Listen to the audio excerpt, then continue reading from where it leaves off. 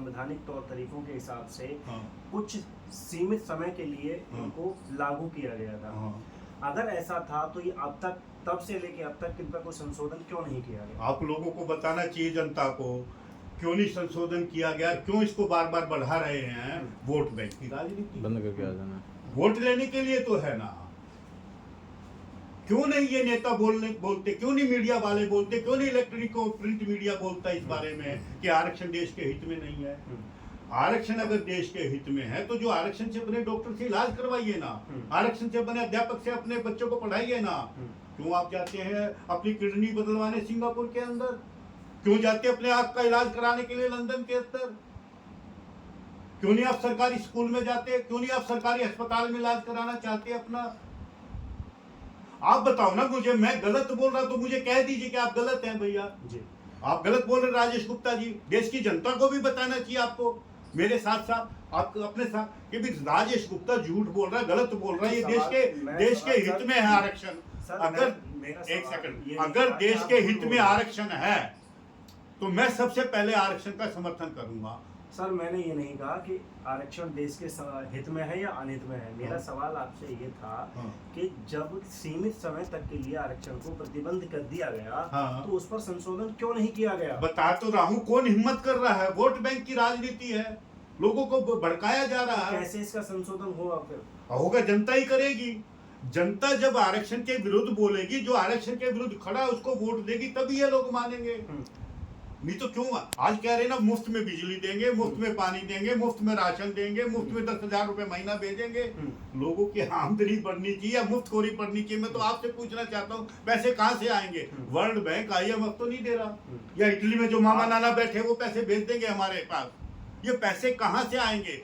जनता के ऊपर टैक्स लगा के तो आएंगे। टैक्स का सबसे बड़ा साधन क्या है? जो हमारा उद्योगों में माल बनता है उस पर टैक्स लगा दिया।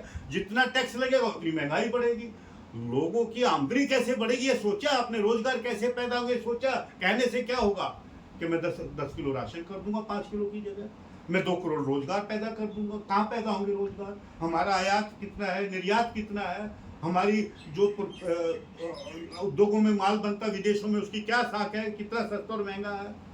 तो आपके हिसाब से जो तमाम तरह की ये बातें हैं सिर्फ और सिर्फ चुनावी राजनीति का एक स्टंट है और इसके अलावा कुछ नहीं? कितना सहमत हैं आप इससे? जैसे कि आपने बताया बिजली फ्री, पानी फ्री, या अभी और नई घोषणा हुई है कि 1000 रुपए के जो महिलाओं के खाते में वो आने वाले हैं। आपको मैं तो पूछना चाहता हूँ, 1000 रुपए से कितना काम चल जाएगा आपका? ये तो लोभ और लालच दिया जा रहा है ना, प्रलोभन दिया जा रहा है ना, सत्ता हासिल करने के लिए लोगों को बेवकूफ बनाया जा रहा है। मैं तो पूछ रहा हूँ जो 1000 रुपए महीना देना चाहते हैं, मैं उनसे पूछना चाहता हूँ, और सवाल साथ में मीडिया से पूछना चाहता हूँ, ये पैसे आएंगे कहाँ से?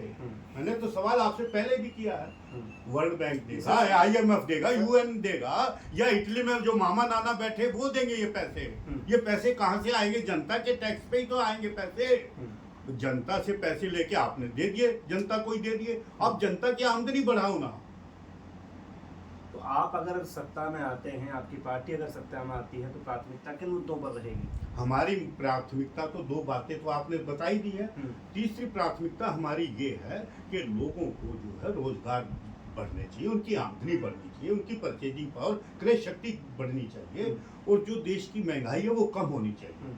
महंगाई, देखिए, आमदनी ज्यादा हो जाए और महंगाई कम हो जाए तो आपका जीवन अपने आप सुधर जाएगा। Living standard of the people, लोगों का जीवन स्तर कैसे इम्प्रूव होगा, सुधरेगा, ये हमने देखना है।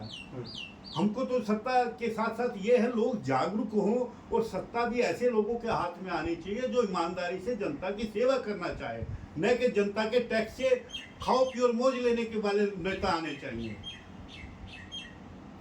चुनाव प्रचार आप कर रहे हैं, चांदनी चौक का क्षेत्र आपका है, नामांकन आप